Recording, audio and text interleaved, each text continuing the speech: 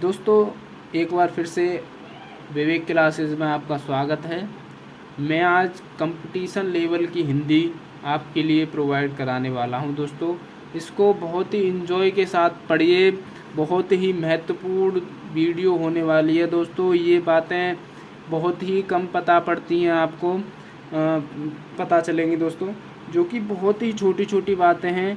इनको हम यदि याद करके चलेंगे तो आगे हमारे काम ही आएंगे। ठीक है दोस्तों, और जो भी आप बहन भाई हैं वो गवर्नमेंट एग्ज़ाम की तैयारी कर रहे हैं तो उनके लिए तो बहुत ही महत्वपूर्ण वीडियो है दोस्तों। तो प्लीज़ इन्जॉय दिस वीडियो। ठीक है, तो हम शुरू करते हैं। हिंदी का परिचय, क्या परिचय है हिंदी की, मतलब हिंदी कहाँ से बनी, किस शब्द से बनी। ठीक है दोस्तों, तो उसके बारे में हम आपके लिए बताने वाले हैं। ठीक है दोस्तों, तो इंट्रोडक्शन हम देंगे, परिचय देंगे। तो देखिए हिंदी हिंदी हिंदी शब्द सिंधु से बना है। क्या है सब दोस्तों? हिंदी शब्द जो है सिंधु से बना है, सिंधु से बना है।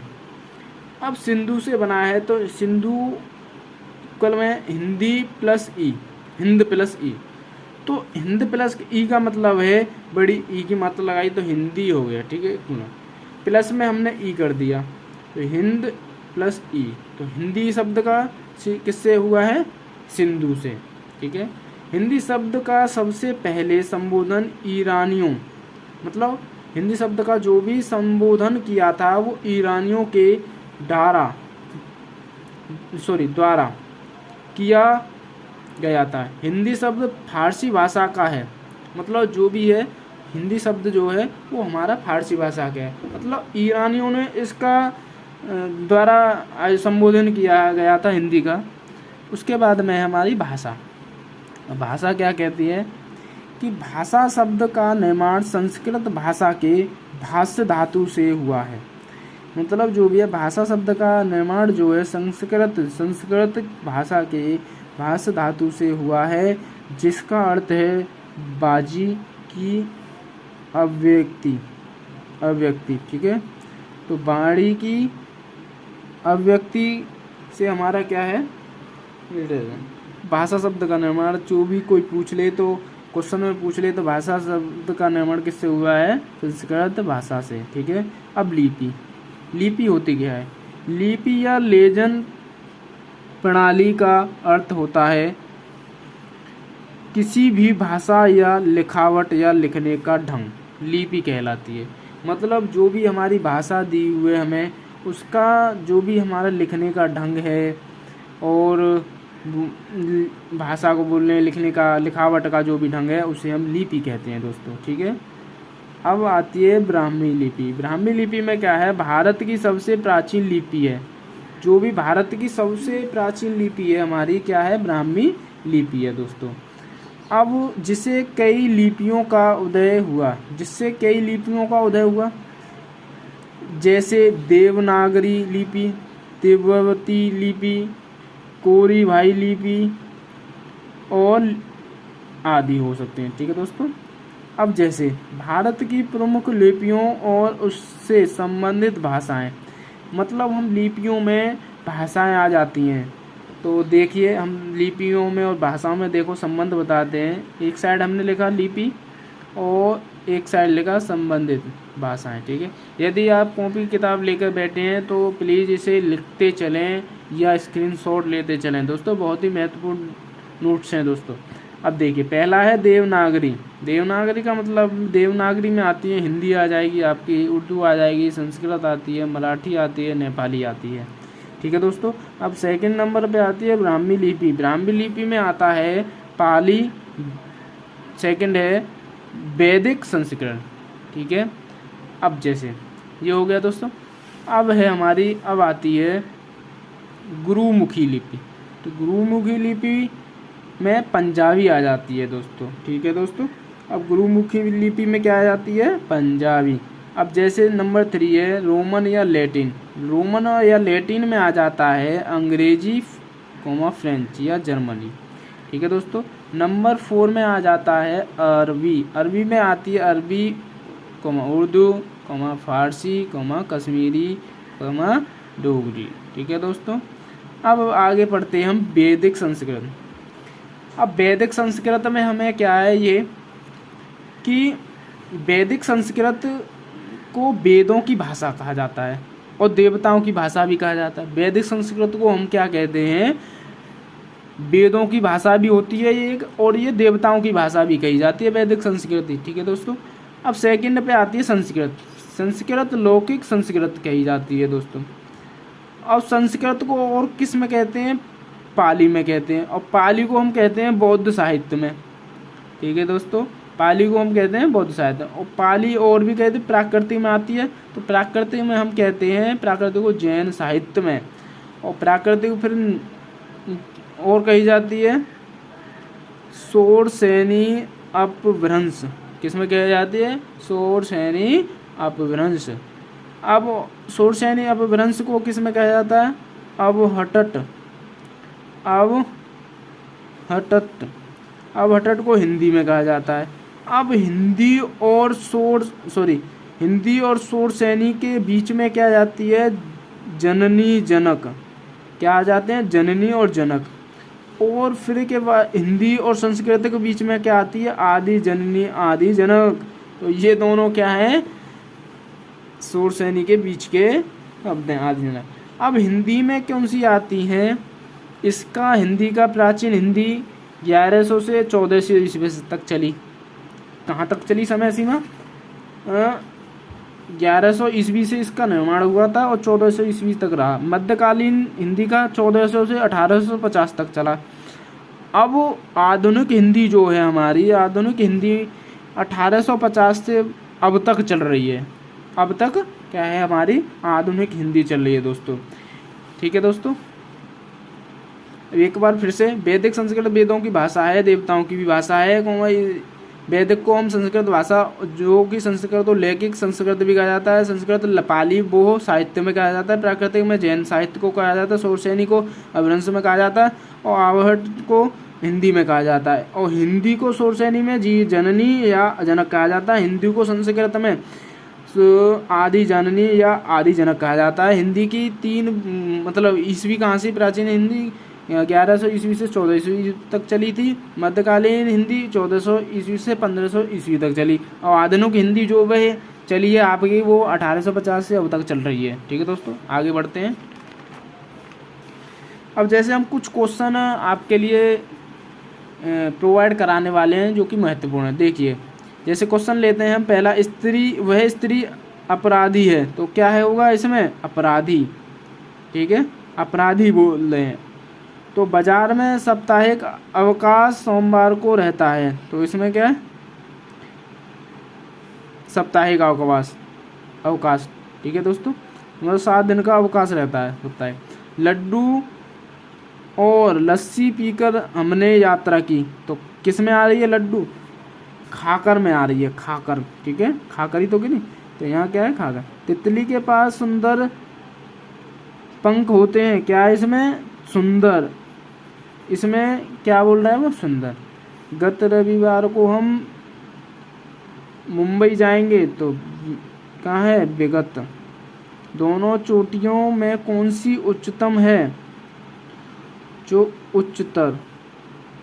ये दोस्तों, मोहन की आंख में से आंसू बह रहे हैं आंखों से। किससे बह रहे हैं, आंखों से आंसू। इस समय तुम्हारी आयु 30 वर्ष की है, तो कि आयु किससे आ रही है, आयु 30 वर्ष की। हमने अपना निजी काम करना चाहा है, तो क्या कर रहा है वो, निजी काम। हम अपना स्वयं करना चाहते हैं, क्या करना चाहते हैं, काम। या हाँ, काम ही हो सकता है, क्या है, हम अपना काम स्वयं करना चाहते हैं। ठीक है दोस्तों, शुद्ध बंदी। उसने एक मोती का हार खरीदा, तो उसने मोतियों का हार खरीदा दोस्तों। यहाँ पे आएगी मोतियों का हार। ठीक है, उसने मोतियों का हार खरीदा, शुद्ध वर्तनी हो गई दोस्तों। अब जैसे हम भारत में कुल 4 भाषाओं का परिवार है, तो हम जैसे बात करेंगे कि भारत में कुल 4 भाषाएं का परिवार है, तो कौन सी हैं, भारोपीय 73% बोली जाती है। द्रविड़ 25%, आस्ट्रिक 1.3%, चीन तिब्बती 0.7% बोली जाती है। अब हिंदी बहुरूपीय परिवार की भाषाएं हैं जो कि निम्न है। हिंदी, हिंदू, हिंदुस्तान तीनों शब्द फारसी भाषा के हैं। मतलब हिंदी, हिंदू, हिंदुस्तान तीनों शब्द किसके हैं? फारसी भाषा के हैं दोस्तों। और यह नारा भारतेंद्र हरिश्चंद्र ने दिया था। हिंदी, हिंदू, हिंदुस्तान तीनों फारसी के शब्द हैं, और ये जो नारा दिया था वो किसने दिया था? भारतेंद्र हरिश्चंद्र ने दिया था। ठीक है दोस्तों। अब बात आती है भारतीय साहित्य में। तो भारतीय साहित्य में कैसा हिंदी का सर्वोच्च न्यायालय है, सर्वोच्च स्थान है। तो भारतीय साहित्य में सबसे बड़ा पुरस्कार ज्ञानपीठ पुरस्कार है। तो भारतीय साहित्य में क्या है? ज्ञानपीठ पुरस्कार है, जो कि यह संविधान की 22वीं भाषा में से किसी एक भाषा में प्रतिवर्ष दिया जाता है। मतलब एक भाषा पर ज्ञानपीठ पुरस्कार 22 भाषाओं में से संविधान की जो भी 22 भाषा हैं उनमें से प्रतिवर्ष एक भाषा को दिया जाता है, जिसे सबसे पहले 1965 में जी शंकर कुरूप को मलयालम भाषा में दिया था। मलयालम भाषा में दिया गया था। तो मलयालम भाषा में दिया गया था, जो कि 1965 में पहली बार दिया था। ठीक है दोस्तों। अब हिंदी में यह पुरस्कार सबसे पहले प्राकृति के सुकुमार सुमित्रानंद पंत को 1968 में दिया गया था। जो भी हिंदी के प्राकृतिक सुकुमार थे, सुमित्रानंद पंत, 1968 में दिया गया था यह ज्ञानपीठ पुरस्कार। वर्ष 1917 में ज्ञानपीठ पुरस्कार हिंदी भाषा के साहित्यकार कृष्णा सोबती का प्रदान किया गया। कृष्णा सोबती को प्रदान किया गया था 1917 में दिया गया था उन ज्ञानपीठ पुरस्कार दोस्तों। ठीक है। अब बात आती है संविधान के भाग। संविधान के 17 के अनुच्छेद 343 में 351 तक भाषाओं का संबंध है। क्या है? संविधान के भाग 17 के अनुच्छेद 343 से 351 तक भाषाओं का संबंध है। ठीक है। अनुच्छेद 343 के अंतर्गत संघ की राजभाषा हिंदी और लिपि देवनागरी स्वीकार की गई है। नंबर 3, अनुच्छेद 351 के तहत हिंदी भाषा के विकास से संबंधित निर्देश दिए गए हैं। मतलब 351 के तहत जो भी अनुच्छेद 351 के तहत हिंदी भाषा के विकास से संबंधित निर्देश दिए गए थे हिंदी के विकास के लिए भाषा में। ठीक है।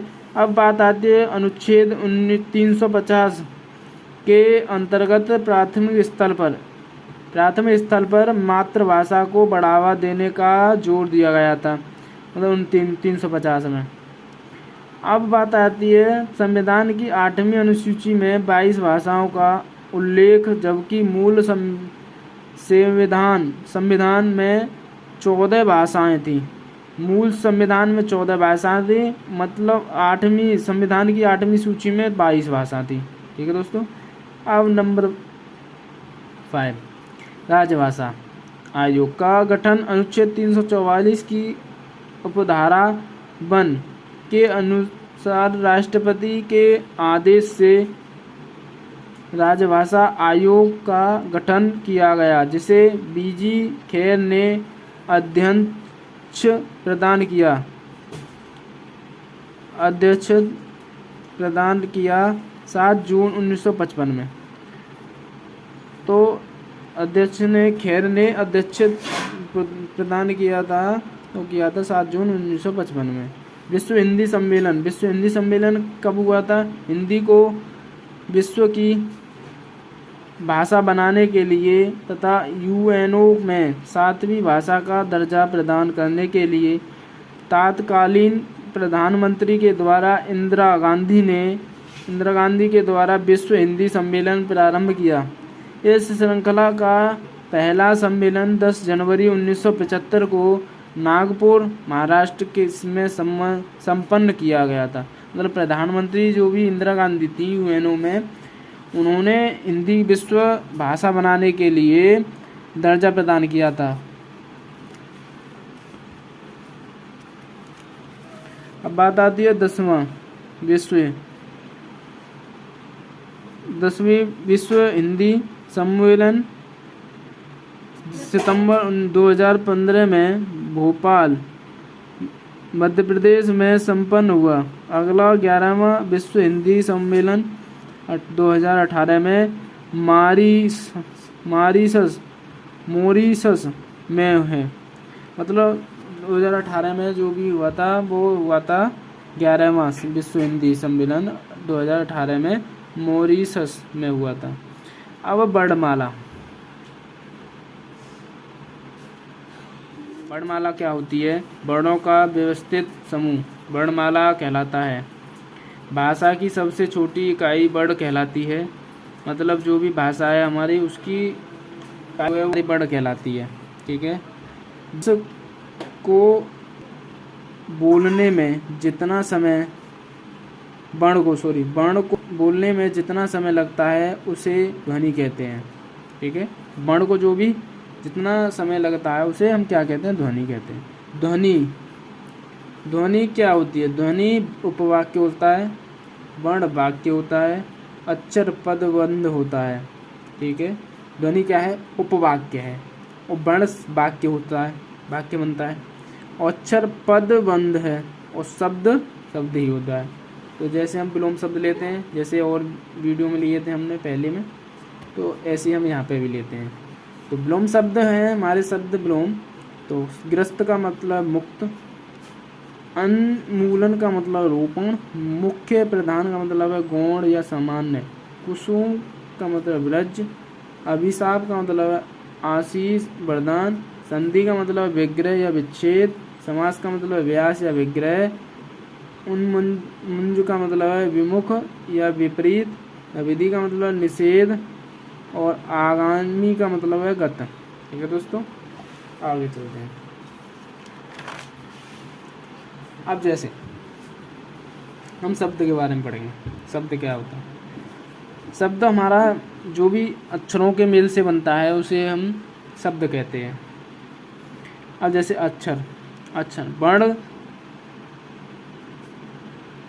का दूसरा रूप अक्षर होता है। वर्ण का जो भी दूसरा रूप होता है वो अक्षर होता है। अक्षर शब्द का अर्थ है अनासन, अनासवान। ठीक है। अर्थात जिसका नाश ना हो। अनासवान का मतलब है अर्थात जिसका नाश ना हो। अब जिस प्रकार एग्जाम्पल है अचानक, तो अ प्लस चा प्लस न प्लस क, तो इसको हमने जोड़कर ये क्या किया? वर्ण। और ये हमारे क्या हैं? अक्षर हैं। ठीक है। जैसे राम को, अब राम है हमारा पूरा शब्द है। अब इसको हम क्या करेंगे? ये वर्ण मतलब अक्षर में अक्षर बनेंगे। अब जैसे वर्ण, भाषा की सबसे छोटी इकाई वर्ण कहलाती है। वर्ण को बोलने में जितना समय लगता है उसे हम क्या कहते हैं? ध्वनि या मात्रा कहते हैं। ठीक है दोस्तों। अब आगे शब्द पद, एक या एक से अधिक वर्णों से बनी हुई स्वतंत्र सार्थक ध्वनि शब्द कहलाती है। जैसे राम, मोहन, ना, नहीं, वह, एवं या आ या माना। ठीक है दोस्तों। आप जैसे वाक्य पर बात करते हैं। वाक्य क्या होता है? एक या एक से अधिक पदों का सार्थक समूह वाक्य कहलाता है। मतलब एक या एक से अधिक शब्दों का समूह जो भी है सार्थक अंक या वाक्य कहलाता है। जैसे सत्य की विजय होती है तो सत्य भी शब्द है, ये भी शब्द है। अधिक पदों में तो क्या है हमारा? ये वाक्य है। भारत महान देश है, ये भी वाक्य है हमारा। भारत महान है, ये भी वाक्य। रमेश बाजार गया किंतु वह सब्जी नहीं लाया, तो ये भी हमारा क्या है? वाक्य है। अब बात करते हैं उपवाक्य की। तो उपवाक्य क्या होता है? ऐसा पद समूह जिसका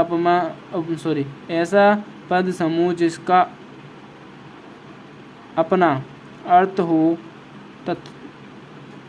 अर्थ होता है और जो एक वाक्य का भाग होते हैं उन्हें उपवाक्य कहा जाता है। उपवाक्य के आरंभ में अधिकतर ताकि किंतु परंतु जो कि जिसका जिसकी चूंकि आदि शब्द आते हैं तो उन्हें हम क्या कहते हैं, उपवाक्य कहते हैं। जैसे मैं जानता हूँ कि वह कहाँ रहता है,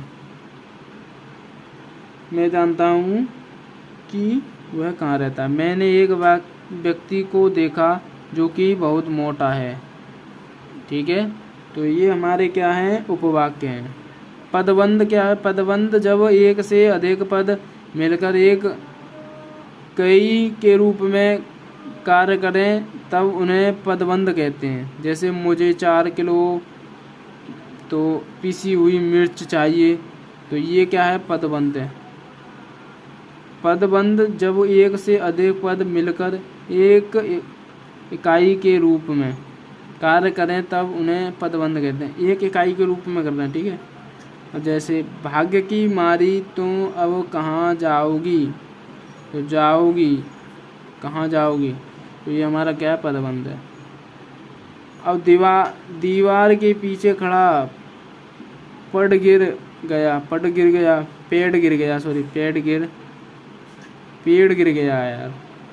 पेड़ गिर गया, दीवार के पीछे पेड़ गिर गया, तो ये पेड़ गिर गया जो भी है ये हमारा पदबंध है। वर्णमाला 2 प्रकार के होते हैं, एक तो स्वर होता है, एक व्यंजन होता है। ठीक है दोस्तों, यदि वीडियो अच्छी लगी हो तो please like share subscribe my YouTube channel. Thank you दोस्तों। जो क्षमा पाने योग्य है वो क्या हो सकता है, हमारा क्षम्य।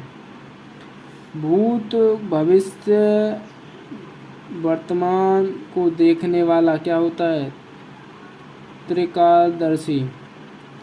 भला या चाहने वाला, हितैषी। हाथी की पीठ पर रखी हुई चौकी क्या कहती है, होदा। पसीने से उत्पन्न होने वाला, स्वेदज। जिसकी गर्दन सुंदर हो, सुग्रीव। अपनी इच्छा से दूसरों की सेवा करने वाला, स्वयं सेवक। जो पढ़ा लिखा हो साक्षर कहलाता है। शत्रुओं को मार डालने वाला, शत्रुधन। सदैव रहने वाला क्या कहलाएगा, शाश्वत। जो स्त्री विद्वान हो, विदुषी। वह पुरुष जिसकी पत्नी मर चुकी हो, विधो। वह स्त्री जिसका पति जिंदा हो, क्या कहलाएगी, संधवा। अब बात करेंगे स्वरों की। स्वर वर्ण जो अस्तित्व स्वतंत्र कब से रखते हैं और जिन्हें बोलने में किसी सहायता नहीं ली जाती, किसी की सहायता नहीं ली जा सकती। स्वरों को बोलने में कम समय लगता है। इनकी संख्या 11 है। तो इनकी संख्या कितनी है, 11। जैसे आ, बड़ा, छोटी ई, छोटी यहाँ पे ये मात्रा हट जाएगी दोस्तों। बड़ी, छोटा ऊ, बड़ा ऊ, राजसी, छोटी है, बड़ी है, छोटो बड़ो, ये हमारी क्या है, 11 है। छोटी अंक क्या है, अनुस्वार है। बड़ी अंक क्या है, आयोग वाह विसर्ग है। स्वर मुख्यतः 3 प्रकार के होते हैं, ह्रस्व, लघु, गुरु, दीर्घ, प्लुप्त। अब जैसे बात करते हैं हम व्यंजन की, तो व्यंजन क्या होता है, व्यंजन सदैव स्वर की सहायता से बोले जाते हैं। इन्हें बोलने में स्वर की तुलना में दुगुना समय लगता है। इनकी संख्या 33 अथवा 35 होती है। इसके अलावा 4 अंतःस्वर व्यंजन, प, ऊष्म व्यंजन, 4 संयुक्त व्यंजन होते हैं। जैसे क वर्ग के कहलाते हैं क, ख, ग, ङ। तो ये कंठ से बोले जाते हैं दोस्तों। जैसे क, ख, ग, घ ण, तो ये कंठ से बोले जाते हैं। ठीक है। अब जैसे चा वर्ग के स्पर्श व्यंजन है ये, तो चा वर्ग के क्या कहलाते हैं? जैसे ई, बड़ी, य, स, तो ये तालु से बोले जाते हैं, मतलब जीभ से बोले जाते हैं। बोले जाते हैं नहीं बोले जाते हैं। अब जैसे हमारे ये टा वर्ग के, टा वर्ग के रारसी स्र से मुद्रा से बोले जाते हैं। ठीक है। ता वर्ग के रूप, तो ता वर्ग के दंत से बोले जाते हैं। सं स बोले जा रहे हैं दंत से, दांतों से। पा वर्ग के ओष्ठ से बोले जाते हैं। छोटा ऊ, बड़ा ऊ ओष्ठ से बोले जाते हैं। अंत स्वर व्यंजन य, र, ल, व। ऊष्म व्यंजन स, स, ह। और संयुक्त व्यंजन छत्र, त्रिशूल, ज्ञानी, श्र। ठीक है। और द्विंग व्यंजन ण, ढ। और जैसे वर्णों के प्रकार उच्चारण के आधार पर, वर्णों के प्रकार उच्चारण के आधार पर कंठ का वर्ग का होता है। का कंठ से बोले जाते छोटा बड़ा छोटी, छोटा बड़ा छोटी, हाल। तालु चा वर्ग ई, बड़ी, या, सा, युद्रा, टा, स, दंत से स, ओष्ठ से ऊ, बड़ा ऊ। ठीक है। अब आगे, अब जैसे नासिक, नासिक क्या होता है? अ, दंत ओष्ठ व, फ। अब कंठ प्लस ओष्ठ से क्या बनता है? छोटा ओ और बड़ा ओ, छोटा ओ और बड़ा ओ। मतलब कंठ से छोटा ओ बोलो या तो, और बड़े होते ओष्ठ से बोलो ओ, बड़ा ओ। मतलब ओठ, होठों ते बोलो यार। दंत ते बावक बोलो यार, दंतन ते बावक, और फाफल ओष्ठ से फाफल, मतलब होठों से बोला जा रहा है। देखो दोस्तों, अब कंठ से छोटी ये बोली जाती है, कंठ से छोटी ये, और तालु से बड़ी ये, बड़ी ये, तालु से मतलब जीभ से। दंत प्लस मूल, तो दंत से रारसी, रारसी लाल, मतलब दांतों से बोले जाते। और मूल लालेटू। ठीक है। अब जैसे विभक्ति पढ़ते हैं तो, जो दूसरों के अधीन हो, पराधीन।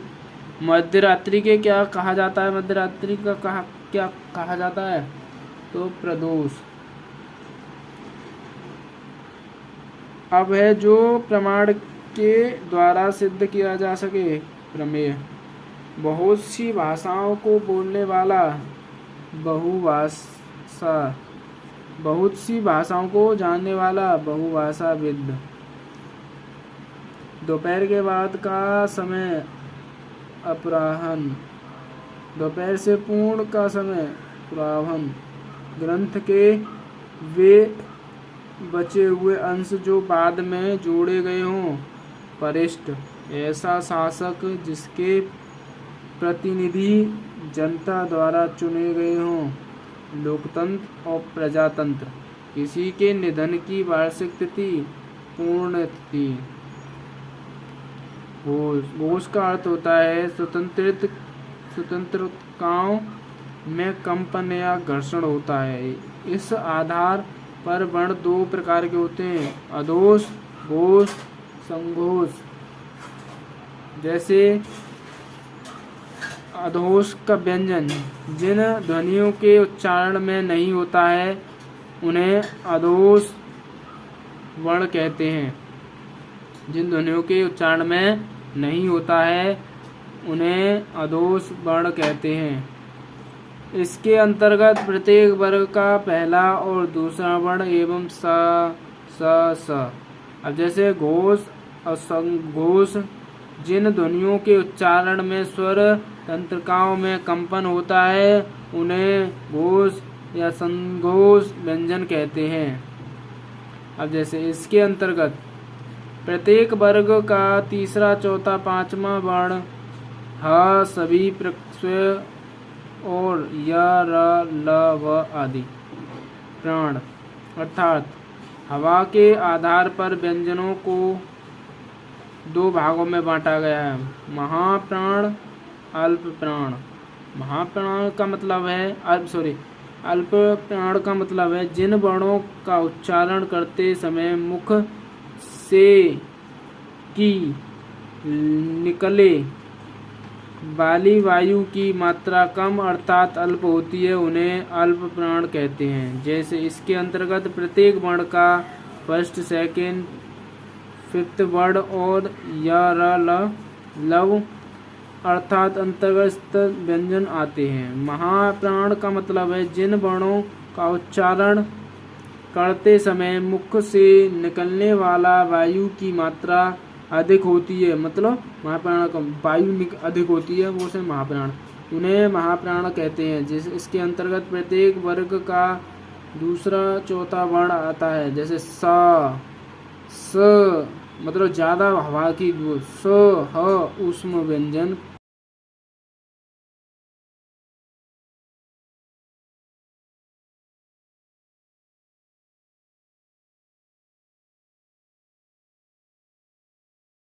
वीडियो अच्छी लगी हो तो लाइक, सब्सक्राइब, बेल आइकन